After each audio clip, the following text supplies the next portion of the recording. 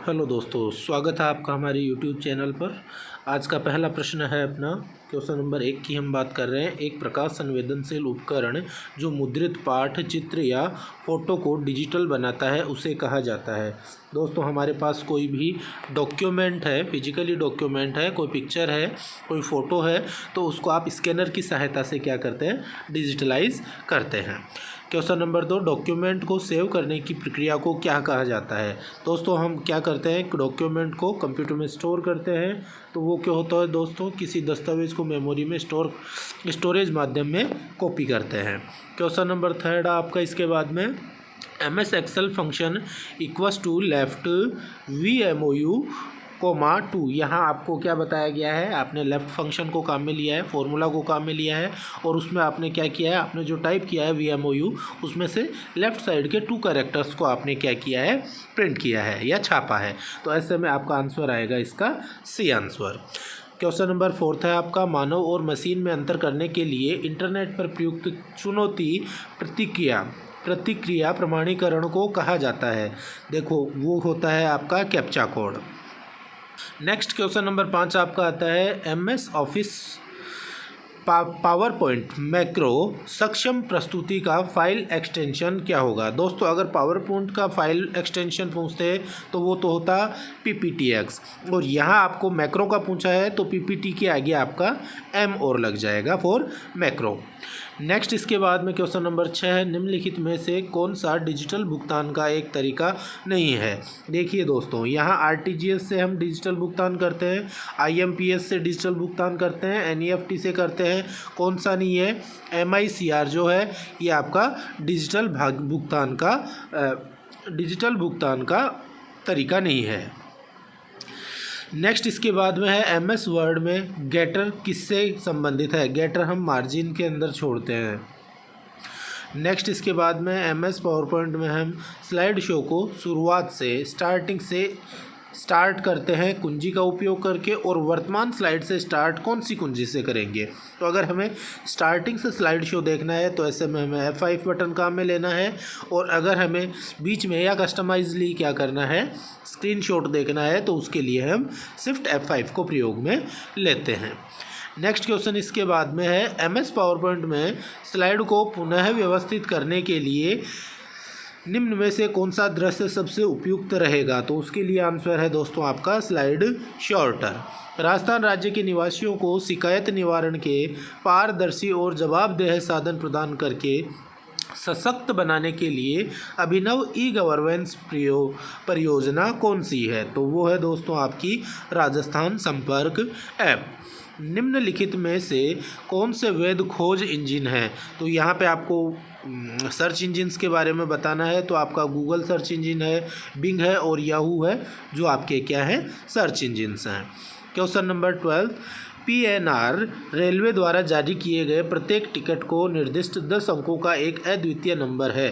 PNR इसका संक्षिप्त नाम क्या है।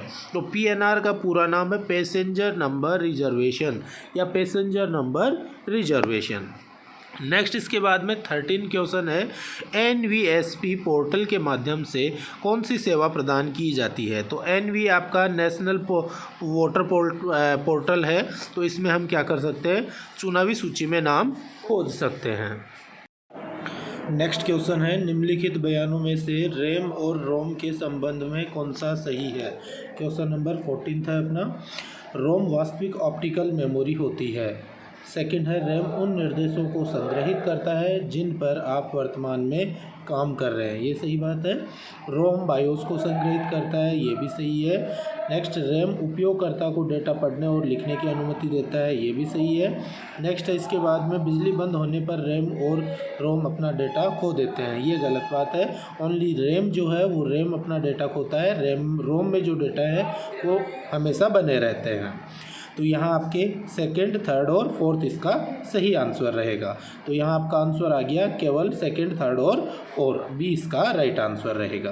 क्वेश्चन नंबर 15, निम्नलिखित परिभाषाओं पर विचार कीजिए। क्रिएट एंड, इंग्लिश में पढ़ लेता हूँ मैं, create and print a batch of personalised letters, challenge response mechanism, series of commands और इंस्ट्रक्शंस। तो यहाँ बात कर रहा है ये किस चीज़ के लिए कर रहा है, इसके आंसर देखते हैं। पहला हाइपरलिंक के लिए, दूसरा मैक्रो और तीसरा कैप्चा के लिए। तो फर्स्ट आ रहा है आपका उसमें create and print a batch of personalize letter, और पर्सनलाइज लेटर्स वगैरह को क्रिएट करने और प्रिंट करने के लिए हम क्या करेंगे, मेल मर्ज को काम में लेंगे। तो यहाँ आपका आंसर पहला आएगा मेल मर्ज। दूसरा जो आ रहा है वो है चैलेंज रेस्पॉन्स मैकेनिज्म, जो आपका कैप्चा कोड होता है उसे कहते हैं। और थर्ड आ रहा है आपका आदेशों या निर्देशों की जो श्रृंखला होती है उसे हम मैक्रो के नाम से जानते हैं। तो ऐसे में आपका राइट आंसर हो जाएगा डी आंसर। नेक्स्ट क्वेश्चन है, विंडोज़ 10 में built in real time antivirus है। विंडोज़ 10 में ऑटोमेटिक एंटीवायरस अपना डला हुआ रहता है जिसे हम विंडोज़ डिफेंडर के नाम से जानते हैं। इसके अलावा कॉर्टाना है तो जो सर्च बॉक्स की तरह काम में लेंगे। माइक्रोसॉफ्ट एज आपका इंटरनेट एक्सप्लोरर की जगह विंडो 10 में आया है, और Microsoft media player window media player की जगह है। तो यहाँ राइट आंसर जो रहेगा वो आपका रहेगा D right answer. Question number 17 इसके बाद में है, स्पेस दुर्भावनापूर्ण सॉफ्टवेयर है जो नेटवर्क या इंटरनेट के माध्यम से आपके कंप्यूटर तक पहुंचने से रोकने में मदद कर सकता है। दुर्भावनापूर्ण आपका जो सॉफ्टवेयर है वो कौन सा है, वायरस होता है, और उसको कंप्यूटर तक रोकने से कौन बचाता है, फायरवॉल बचाता है। तो वायरस एक दुर्भावनापूर्ण सॉफ्टवेयर है जो नेटवर्क या इंटरनेट के माध्यम से आपके कंप्यूटर तक पहुंचने से रोकने में मदद करने वाला जो है वो आपका फायरवॉल है। नेक्स्ट इसके बाद में है, ट्रेनों के आगमन और प्रस्थान के बारे में वही पीएनआर स्थिति मिलती है। पीएनआर ट्रैकिंग हम करते हैं और वो हम कहाँ करेंगे, indianrail.gov.in पर हम करेंगे। नेक्स्ट क्वेश्चन नंबर 19 है, प्रोजेक्ट स्क्रीन या इलेक्ट्रॉनिक डिस्प्ले डिवाइस पर स्थित छवियों को श्रृंखला की प्रस्तुति को कहा जाता है। इंग्लिश में पढ़ते हैं, presentation of a series of still image on a projection screen और electronic display devices is called. Slide show हम करते हैं, तो यहाँ राइट आंसर आएगा आपका स्लाइड शो। क्वेश्चन नंबर 20 है, 1 GB कितने के बराबर है। तो यहाँ दोस्तों हमें ध्यान देना है, तो की पावर 10 का मतलब आपका होता है एक के आपका 1024 आपका होता है। 2 की पावर 10 आपका होता है 1024। तो यहाँ आपसे किसके बारे में पूछा है, यहाँ आपसे पूछा गया है 1 GB कितने के बराबर है, और बिट्स के अंदर या बाइट्स के अंदर इसको बताना है। तो 1 GB के अंदर अपना 1024 MB होगा, तो 1024 MB का मतलब हो गया 2 की पावर 10 MB हो गए, और 1024 MB से या 1 MB से हम निकालते हैं 1 KB, तो वही 2 की पावर 10 KB होगा, और वही 2 की पावर 10 बाइट्स होगा। तो यहाँ राइट आंसर आपका जो हो जाएगा वो 2 की पावर 30 हो जाएगा। क्वेश्चन नंबर 21, निम्नलिखित में से कौन से कथन सत्य हैं। प्राथमिक भंडारण इकाइयों में द्वितीयक भंडारण इकाइयों की तुलना में तेज पहुँच समय और कम भंडारण क्षमता होती है। तो बात सही है, आपका पहला आंसर सही है। सेकंड इसमें आ रहा है, प्राथमिक भंडारण इकाई यानी प्राइमरी स्टोरेज डिवाइस की क्रमिक पहुंच होती है, यानी यहाँ क्या कह रहा है, ये सिक्वेंशियल एक्सेस रहता है। तीसरा आपका आ रहा है, द्वितीयक भंडारण इकाइयाँ नॉन वॉलेटाइल रहती हैं। तो ये आपका गलत है, सिक्वेंशियल ओनली CD के अंदर मैग्नेटिक टैप में रहता है, अदरवाइज सबके अंदर आपका पैरेलल रहता है। तो यहाँ आपका फर्स्ट और थर्ड सही आंसर रहेगा। तो आंसर आएगा बी, केवल फर्स्ट और थर्ड आपका सही आंसर है। निम्नलिखित में से कौन सा ऑनलाइन बैंकिंग का लाभ नहीं है। आप इसे किसी भी समय 24/7 उपयोग कर सकते हैं, सही बात है। इसमें दूसरों की तुलना में कम समय लगता है, ये भी अच्छी बात है। यह पैसे को तुरंत प्राप्तकर्ता के खाते में स्थानांतरित कर देता है, ये भी सही है। आप सिस्टम को डीमॉड्यूलेशन और मॉड्यूलेशन, ये मॉडेम का काम है। तो यहाँ जो गलत पूछा है, मेरे हिसाब से गलत पूछा है, हाँ गलत पूछा है, नहीं है पूछा है, तो यहाँ डी इसका राइट आंसर हो जाएगा।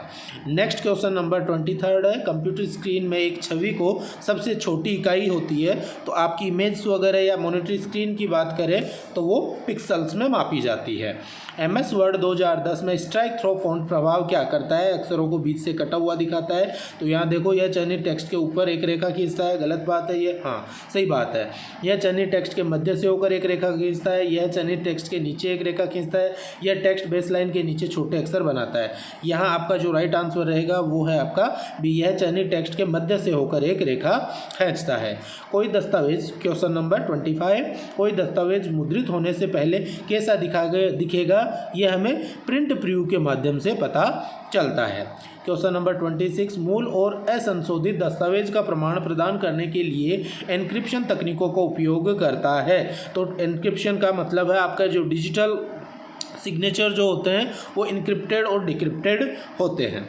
नेक्स्ट आ रहा है स्पेस, राजस्थान के लिए SASS service as a solution और PAAS यानी आपका प्लेटफॉर्म एज ए सॉल्यूशन आधार पर end to end cloud storage device आपका राजमेघ जो है वो राजस्थान का SAS और PAAS के अंतर्गत आता है। क्वेश्चन नंबर 28, यदि आप MS पावरपॉइंट 2010 में प्रेजेंटेशन को समाप्त करना चाहते हैं, अपना स्लाइड शो चल रहा है तो एस्केप की दबाएंगे और स्लाइड शो बंद हो जाएगा। निम्नलिखित में से कौन सा एप्लीकेशन प्रोग्राम आमतौर पर PDF फाइलों को देखने के लिए हम एडोब रीडर को काम में लेते हैं। क्वेश्चन नंबर 30, नीचे दी गई तालिका में सही का मिलान करें। तो यहाँ राजधारा जो है वो राजस्थान क्लाउड, राजमेघ, एक सेकेंड, पहला आपका आ रहा है राजधारा, दूसरा आ रहा है राजमेघ, पहला आ रहा है राजधारा, दूसरा आ रहा है राजमेघ और तीसरा आ रहा है आपका राज ईवॉल्ट। तो यहाँ जो राजधारा है वो है क्यों से रिलेटेड, पहले का आएगा क्यों, राजमेघ जो है वो आपका राजस्थान का क्लाउड है और राज वोल्ट जो है वो आर। तो फर्स्ट में क्यों, सेकंड में पी और थर्ड में आर। तो पहला अपने को देखना है क्यू, पी और आर। तो क्यू, पी, आर आपका कहाँ आ रहा है, आपका डी आंसर इसमें सही हो जाएगा। फर्स्ट में क्यू, सेकंड में पी और थर्ड में आर। 31 है, सभी भारतीय नागरिकों या निवासियों को उनके बायोमेट्रिक मशीन और जनसांख्यिकी डेटा के आधार पर 12 अंकों की विशिष्ट पहचान संख्या दी गई है और वो आपको आधार के अंदर मिली है जो 2010 में प्रारंभ हुआ था। एक हार्ड डिस्क को ट्रैक्स में विभाजित किया जाता है जिन्हें आगे हम उप विभाजित करते हैं ट्रैक, और ट्रैक के बाद में सेक्टर्स में हम उसे विभाजित करते हैं।